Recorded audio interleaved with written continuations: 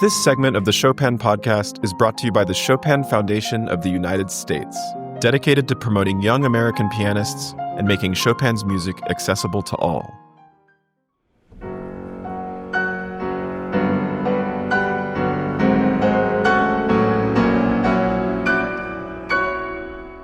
If you ever find yourself in the semifinal round of the International Chopin competition, you'll be required to play one of Chopin's sonatas, though your choice is limited only to his mature second or third sonatas. The first sonata in C minor, Opus 4, composed when Chopin was still in high school, is not on the list. And indeed, most concert pianists who take on the Chopin sonatas can't be bothered to learn the first one. Not the case for Martín García, bronze medalist of the 2021 Chopin competition, who recently embarked on a concert tour with Chopin's first sonata, much to the bafflement of his hosts. I was lucky to catch Martín on a video call where our primary purpose was to discuss the F minor concerto of Chopin, which you can look forward to in episode 6 of this podcast.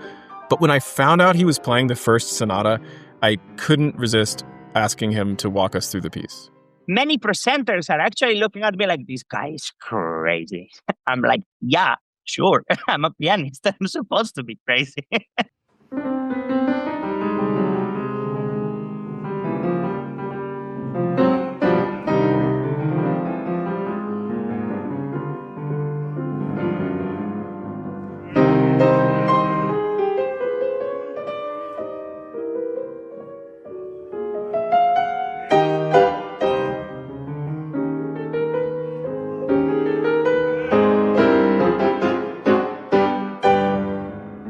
Everyone has silently agreed that this youth piece or a student piece, and it's just not too great for some reason.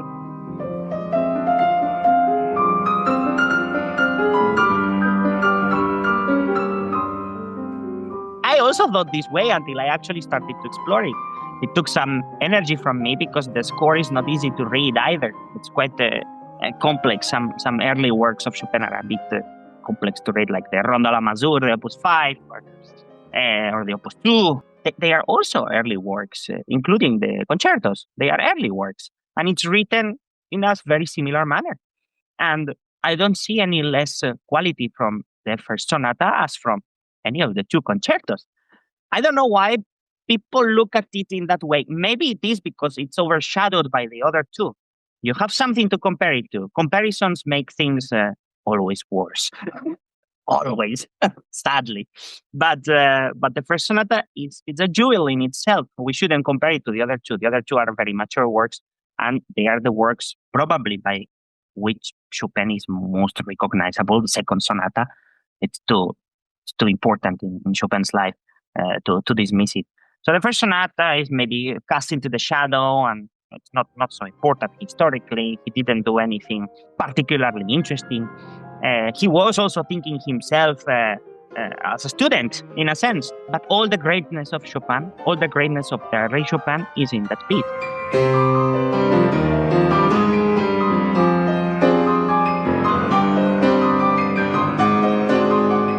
The first movement is very well put together. You can find Beethoven in it. You can find Schubert.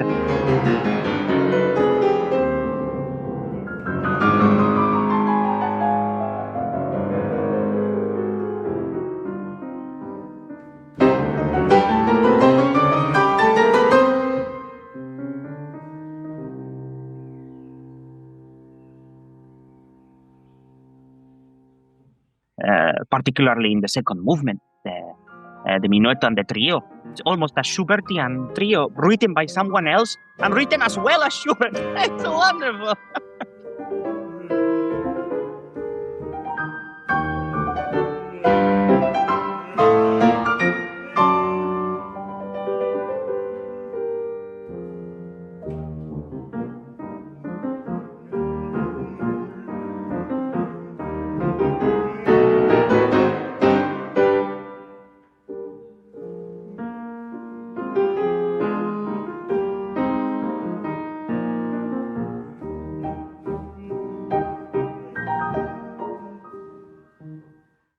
the third movement is in 5/4, which gives you an idea of Chopin's will for innovating, for creating something new out of nowhere. He set himself a task and he completed it. And that task was completed in the best possible way, which is a piece that does not sound in 5/4.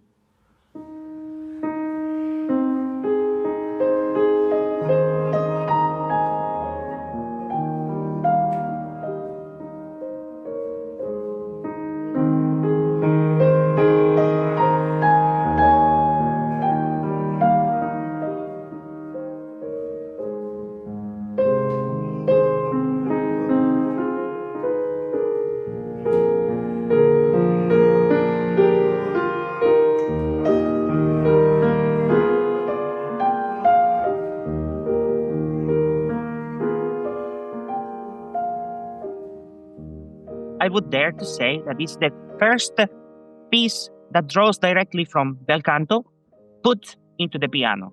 Probably the first. That is not a transcription or a paraphrasis. That movement of the first sonata of Chopin, the third movement, and it's written in 5/4 in a very open way. A bar in 5 gives you the sense of not knowing where you are, even though it's properly put together. And that sense of, in the best possible way of the word, rambling or wonderment is there already. From the latest nocturnes, for example, on the 60s, the Opus 60s, the late nocturnes, you can hear that sense of wonderment, that sense of very long lines already in the first sonata.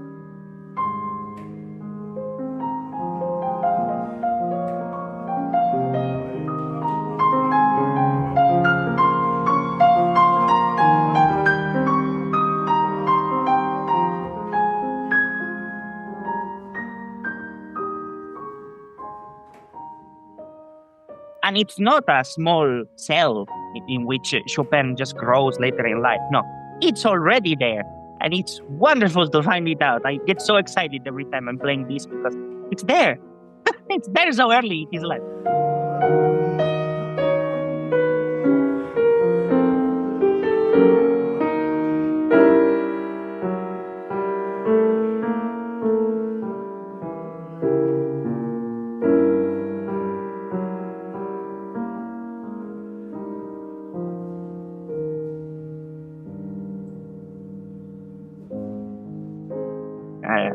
Also, it makes me excited that I was discovering this piece while I was living in Warsaw. He was also living in Warsaw when he was composing this piece. And I don't know, some sense of personal connection with him, with where he was. And it was his last years. He didn't know that also. You can feel that there is not much personal pain with his past or maybe with his nation. And that's also in there. It's another type of approach of Chopin's music, the early music.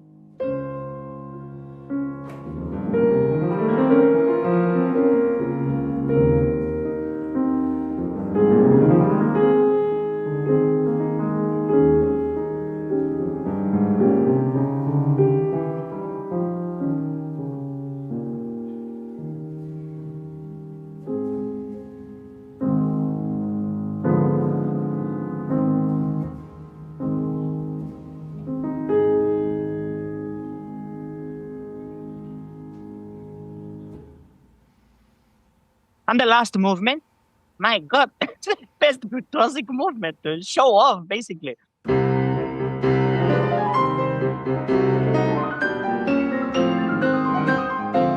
It's so virtuosic. The bass resembles Schubert's Wanderer.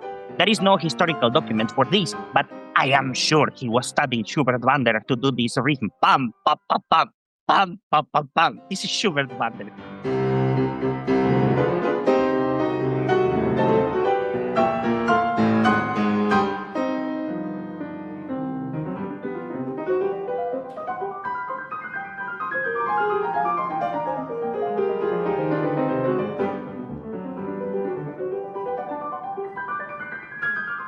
And it's already in the last movement, very virtuosic, very interesting harmonical connections, and very brilliant, very brilliant. I don't understand why it's everyone cast a shadow on it. It's a wonderful piece of music.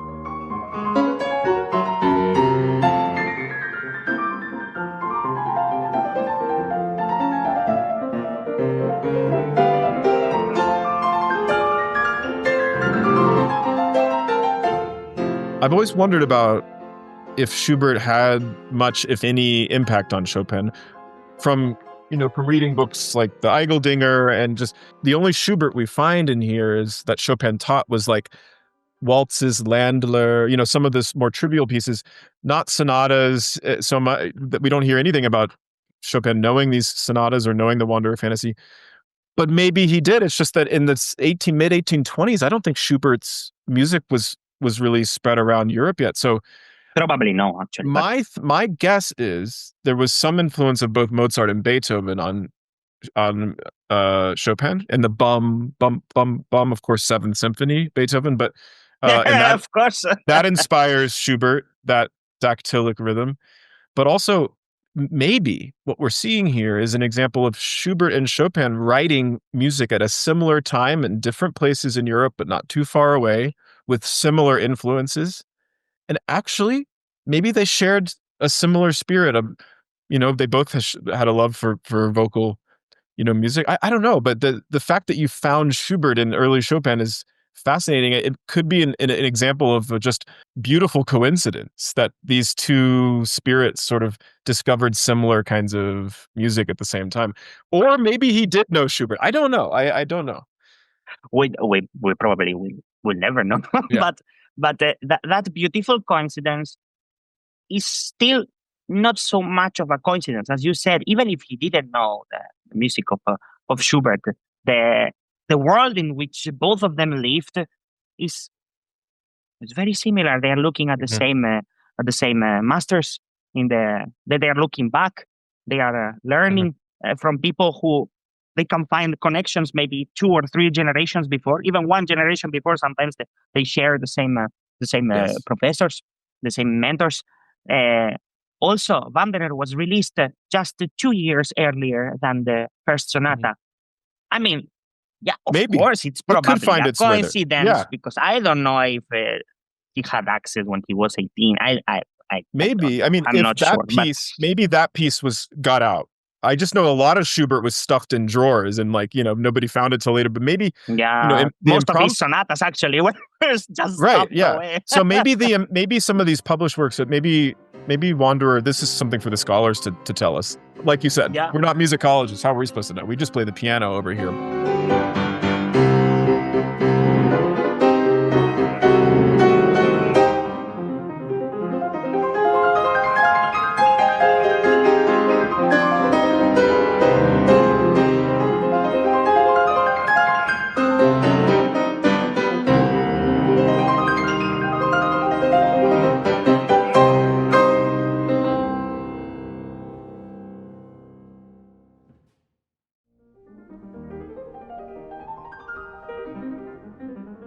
This episode is brought to you by the Chopin Foundation of the United States. Established by Lady Blanca Rosenstiel in 1977, the foundation has championed the music of Chopin and helped launch the careers of countless young American pianists for nearly a half-century. To support the Chopin Foundation, visit chopin.org/donate.